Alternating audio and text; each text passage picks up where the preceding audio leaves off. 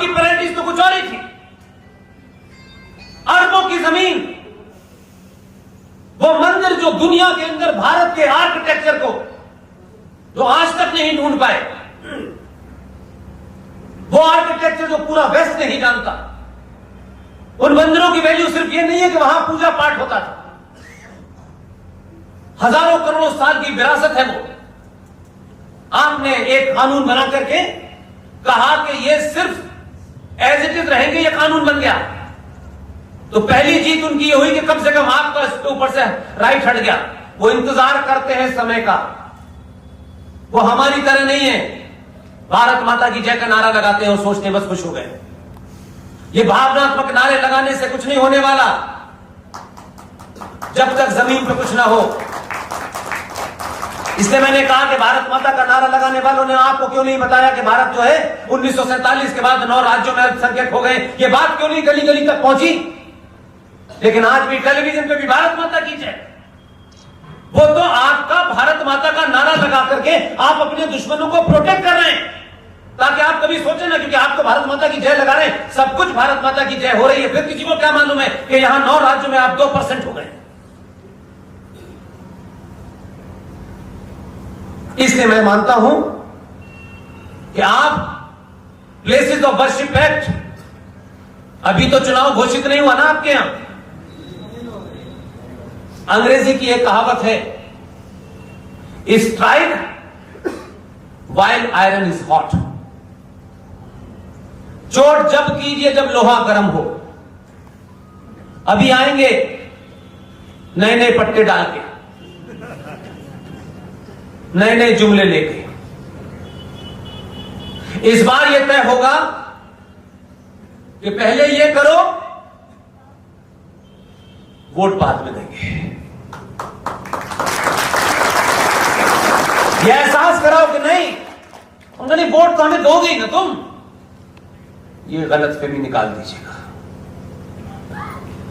भारत की संसद में places of worship act 1991 PV Narasimha Rao के दरमियान यह पास हो गया। इसलिए अयोध्या को उससे बाहर कर दिया, काशी भी उसमें शामिल है। आपको संवैधानिक तौर पर लीगली एक उपाय बता रहा हूं।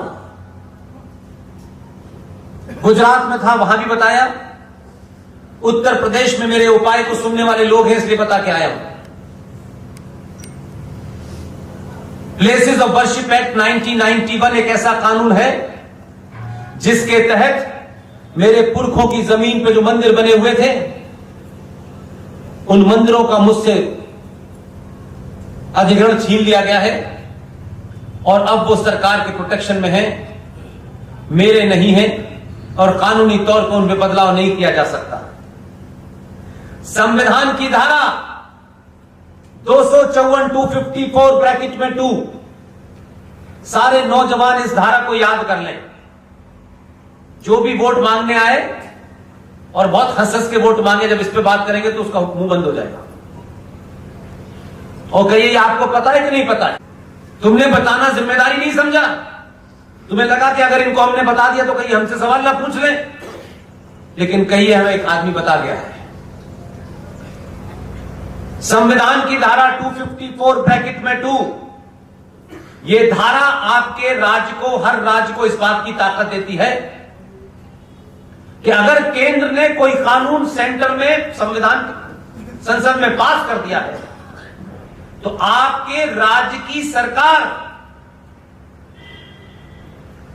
अगर वो ईमानदार है सनातनी हिंदू के प्रति, 30 से 40 हजार मंदिरों के प्रति, उत्तराखंड में आने वाले हजारों मंदिरों के प्रति अगर वो निष्ठावान है, ईमानदार है और ढोंग नहीं कर रही है, तो आपको उनसे कहना चाहिए कि धारा हम बताए देते हैं, तरीका हम बताए देते हैं, लेकिन तुम असेंबली में काम तुम्हें ही करना पड़ेगा।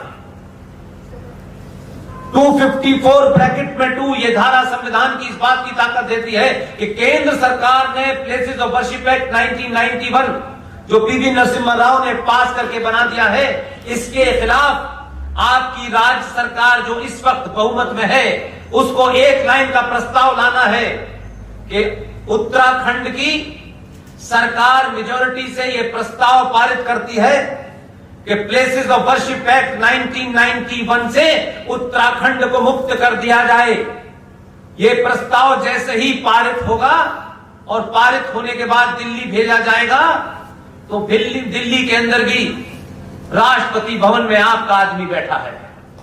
जैसे ही वो इस पे साइन करेगा, उत्तराखंड में आने वाले 7 से 8 हजार जो पुरातत्ववाद से बड़े बड़े महत्वपूर्ण मंदिर हैं, इसलिए आपकी देवभूमि तो है, वो मंदिरों के कारण है। जैसे ही राष्ट्रपति साइन करेगा, प्लेसेस ऑफ वर्शिप एक्ट से पूरा उत्तराखंड मुक्त हो जाएगा। ये लीगल बात बता के जा रहा हूं, कोई लड़ाई झगड़े की बात नहीं बताता।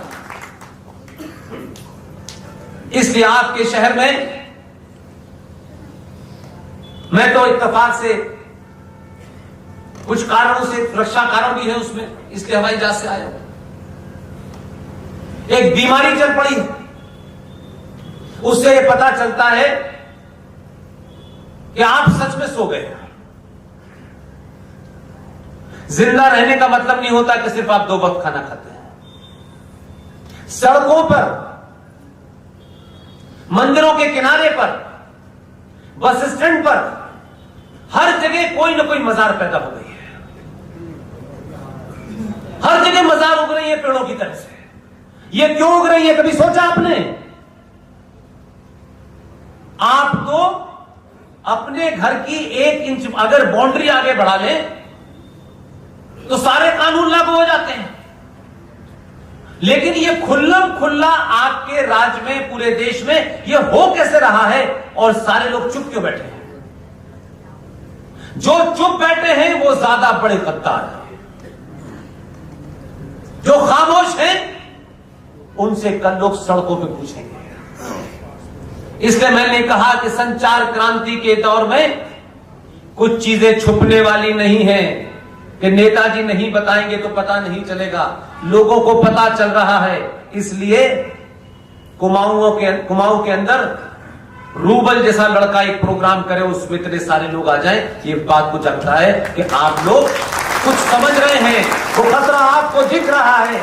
लेकिन शायद इन्होंने मुझे इसलिए बुलाया है, बुलाने के लिए तो ये कर्नल हरि सिंह साहब को भी बुला सकते थे, जीडी बख्शी साहब को भी बुला सकते थे, ये जिसको दिन चाहे बुला सकते थे। लेकिन वर्तमान चिंताओं में इनको लगता था कि कोई एक ऐसा आदमी है जो ये विषय बता सकता है। 1995 में भारत की संसद में एक और जघन्य अपराध हुआ।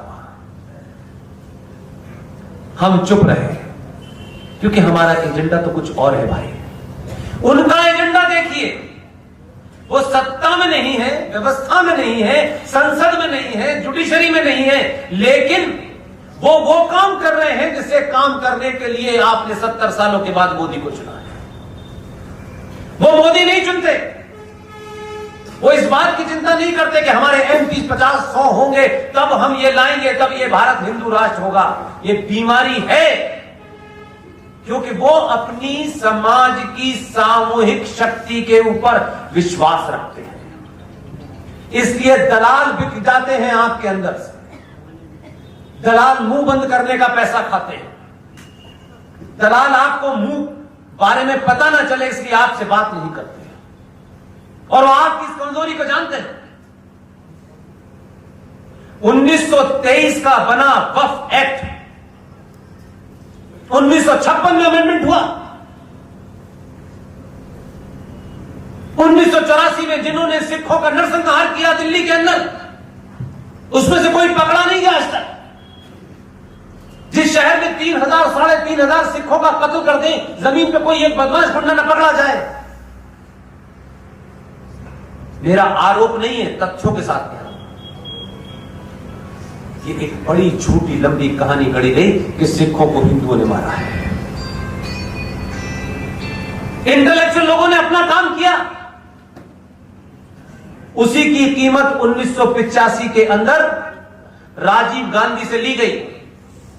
आपको याद, ये पता भी नहीं होगा, आपने कभी ये खबर सुनी भी नहीं होगी क्योंकि ऐसी खबरें भी छापते नहीं हैं लोग और ऐसी बातों पर चर्चा नहीं करते हैं। जिन लोगों ने सिखों का कत्लेआम दिल्ली में किया, उन्होंने अपनी ताकत के हिसाब से सरकार से बार्गेनिंग की।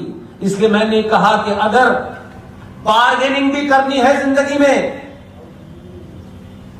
तो राष्ट्र के लिए करना, अपने लिए मत करना। उन्होंने बार्गेनिंग में क्या मांगा?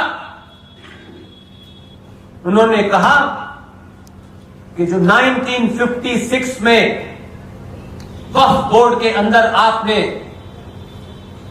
जो अमेंडमेंट किया है, उस अमेंडमेंट से आगे एक और अमेंडमेंट करना है। उनको लगा कि हिंदू समाज सो रहा है, इनको तो फर्क भी नहीं पता चलता, 90% लोगों को पता भी नहीं है ये क्या चीज है। आप 56 में जो अमेंडमेंट हुआ था उसको खारिज कर दें और 1985 में अरबों खरबों की जमीन, करोड़ों मकान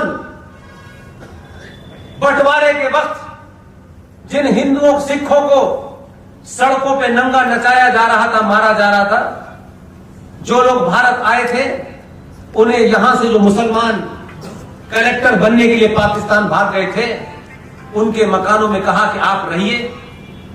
वो तमाम लुटे पिटे लोग थे। 85 में एक छोटा सा अमेंडमेंट हो गया, पूरे देश को पता नहीं चला, और अमेंडमेंट यह था कि आप इस सारी प्रॉपर्टी को जो यहां हिंदुस्तान के मुसलमान गए हैं छोड़ करके, इसको वक्फ प्रॉपर्टी घोषित कर दें। रातों रात वक्फ प्रॉपर्टी घोषित हो गई। अरबों खरबों की प्रॉपर्टी जो सरकार के पास थी वो आपने किसी को दे दी। बात यहीं तक नहीं रुकी। इसलिए मैंने कहा कि दुश्मन अगर आप किसी को मानते हैं तो दुश्मन के साथ भी कुछ सीखना चाहिए। अगर अपनों को अकल नहीं है तो दुश्मन से भी सीख लेना चाहिए, इसमें कोई बुरी बात नहीं। अपने महामूर्ख हैं तो ये कहेंगे ये अपने हैं, इन मूर्खों को कंधे पर लेकर ढोएंगे, ये जरूरी नहीं है। उतार के फेंक दीजिए, दुश्मन से सीख लीजिए, कम से कम बात तो सही समझ में आ जाएगी। उन्हीं लोगों ने 91 में फिर सौदा किया, 92 में बाबरी मस्जिद टूटी, उन्होंने दोबारा बार्गेनिंग की कांग्रेस पार्टी से। आप हमारी मस्जिद को बचा नहीं पाए, इसका हर्जाना दीजिए। मैं एक एक डेट आपको जो बता रहा हूं ताकि आपके तथ्य क्लियर हो और क्या उसके पीछे की राजनीतिक घटना घट रही है और किस संदर्भ में यह काम हो रहा है और होता रहा, हम बोले नहीं। इसलिए मेरी शिकायत इस देश के ठेकेदारों से ज्यादा है जो इस देश में ठेकेदारी कर रहे हैं हिंदुओं की। तुम कुछ नहीं, मैं कुछ नहीं कर सकता तो मैं चिल्ला तो सकता हूं मेरे भाई, मैं चिल्लाने ही तो आया हूं। मेरे पास कोई सोल्यूशन है क्या? इन हालात में जो सोल्यूशन है वही मैं आपको बता रहा हूं। वो सोल्यूशन मेरे हाथ में नहीं है लेकिन मैं बता रहा हूं आपको। 92 में बाबरी मस्जिद टूटी, बाबरी मस्जिद का 2 सौदे हुए। मस्जिद हमारी तोड़ दी गई है, उसको ऐसे बताया जैसे कुरान शरीफ में मस्जिद का बड़ा जिक्र है। इस्लाम में मस्जिद पवित्र स्थल नहीं है। मस्जिद नमाज पढ़ने की जगह है जिसे तोड़ के कहीं भी बनाई जा सकती है। मस्जिद कोई ऐसा स्थल नहीं है कि जिसको पवित्र माना जाए कि ये यहीं रहेगी। इसलिए इस्लाम की जो पॉलिटिकल आइडियोलॉजी है उसके तहत मस्जिद का इस्तेमाल, कुरान का इस्तेमाल, मजारों का इस्तेमाल एक पॉलिटिकल एजेंडे के तहत हो रहा है। इस्लाम में अगर पूछे तो मजारों का कंसेप्ट नहीं है। ये मैं नहीं कह रहा, वो कह रहे। इसलिए 1992 की मस्जिद टूटी, उन्होंने उस खंडर की कीमत आपसे ले ली। उस खंडर जो जानते थे कि इसमें कुछ मिलना नहीं है लेकिन आपसे तोड़ी, तो आपकी सरकारों को ब्लैकमेल उन्होंने किया। और 1992 के बाद इमीडिएटली नरसिम्हा राव सरकार के ऊपर दबाव डाला गया। कांग्रेस के अंदर जो बहुत सारे दलाल थे उन्होंने कहा कि मुसलमान बहुत गुस्से में है, उसके गुस्से को शांत करना है। इसे कहते हैं कि आपके नेता अगर अपने प्रति, अपनी कौम के प्रति जागृत होते हैं तो मरी हुई चीज को भी कितनी ताकत में बेचते हैं, और आपके नेता दलाल होते हैं तो राष्ट्र को भी बेच देते हैं अपनी कुर्सी के लिए। 1993 के अंदर कांग्रेस पार्टी के एक लीडर ने एक आदेश जारी कर दिया ना आपसे पूछा, ना उसकी कोई परिभाषा है, अब आरटीआई डाल के पता लगा कि ऐसी तो कोई चीज ही नहीं है, इसकी तो कोई परिभाषा, इसकी कोई डेफिनेशन नहीं है। इसलिए मैं काले कोट पहनने वालों से कहता हूं, भाई सुबह शाम राफेल से लेकर दही हांडी पे ज्ञान देने वाले लोगों, इस देश के संविधान को रौंदा गया है, उस पे भी तो कभी कुछ सुओ मोटो ले लिया करो। 93 में बिना किसी डेफिनेशन के, बिना किसी बेसिस के यकायक इस देश के अंदर कहा गया कि 5 मजहब माइनॉरिटी में है, और ये माइनॉरिटी में है इसलिए माइनॉरिटी कमीशन बना देना चाहिए, और नेशनल कमीशन फॉर माइनॉरिटी बन गया, और करोड़ों का बजट, करोड़ों का बजट। और उसके बाद 1995 में जो आपका वक्फ बोर्ड है, इसके अंदर एक अमेंडमेंट लाया गया, और आपकी चुप्पी और आपकी खामोशी, क्योंकि हम शोर मचाने में यकीन रखते हैं। 2013 में वक्फ प्रॉपर्टी कानून का एक्ट को एक कानून की शक्ल दी गई। उस वक्त बुरा नहीं लगना चाहिए, राष्ट्रवादियों की पार्लियामेंट में गिनती 117 थी।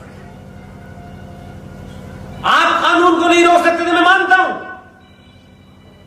लेकिन 117 ये कसम खाते हैं, 117 लोगों में अगर इस राष्ट्र के प्रति एक जरा बराबर भी एक उनके अंदर भावना होती, तो 117 लोगों के पास इतने साधन संपन्न थे कि कम से कम 117 कॉन्स्टिट्यूंसीज के अंदर इस मुद्दे को चौराहे चौराहे, गली गली पागलों की तरह चिल्लाते, तो लोगों को पता चलता कि 2013 के अंदर भारत की पार्लियामेंट में एक ऐसा कानून बना दिया गया जिसके तहत ये जो देवभूमि उत्तराखंड आप कहते हैं, मैं पूरे भारत राष्ट्र की बात कर रहा हूं,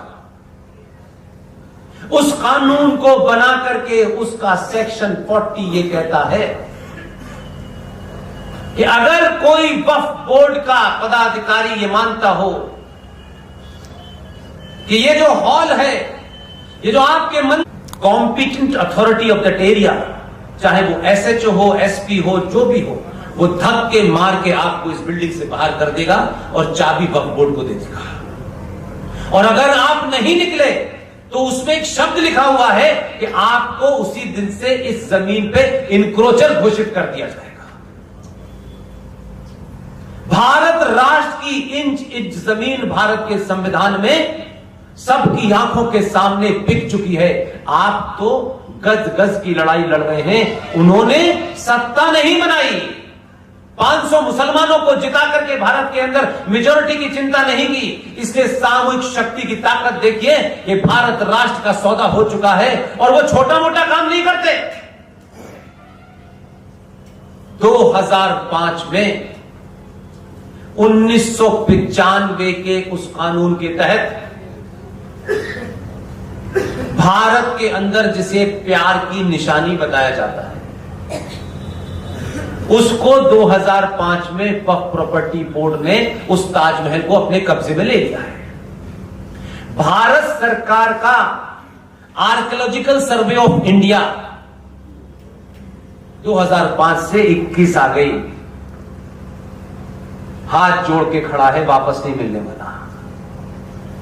उस आर्कियोलॉजिकल सर्वे ऑफ इंडिया की जिम्मेदारी है कि इसके ऊपर डेंट पेंट तुम कराओगे, इसकी रख रखाव तुम्हारी, करोड़ों की इनकम हमारी। उनको जरूरत है कि वो भारत की नौकरी के लिए आवेदन करें, वो नौकरी मांगने के लिए जा रहे हैं, हिंदू को नौकरी चाहिए। उन्होंने सब्जी मंडी छीन ली, फल मंडी छीन ली, नाई की मंडी छीन ली, मैकेनिक का काम छीन लिया। आपके लड़के को 10,000 की नौकरी चाहिए, और नौकरी नहीं है तो